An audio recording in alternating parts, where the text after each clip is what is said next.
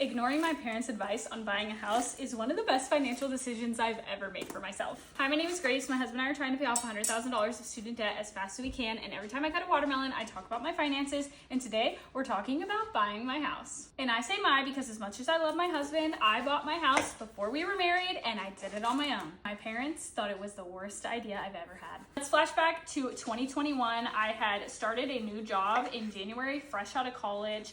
I had pretty low expenses for the amount of money I was making. I was dating my now husband, and I was watching a lot of TikToks about how now was the time to get into the housing market.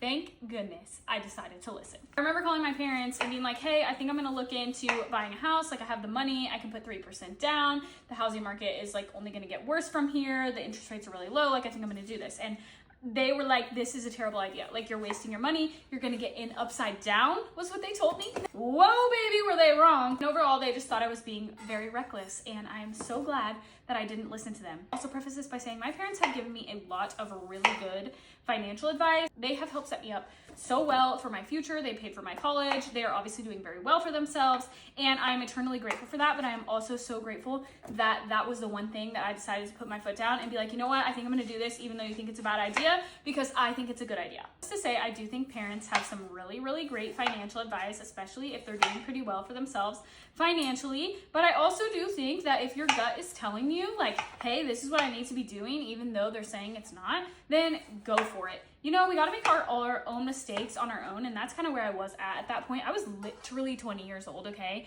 And I was like, you know what? I know better than you guys. Was I being a little stupid? Maybe, but I'm so glad that I was. At that moment, I was like, you know, my gut's really telling me that this is the right thing to do. God is really telling us, like, this is the time that we're going to buy a house. Really just set us up for so much success now.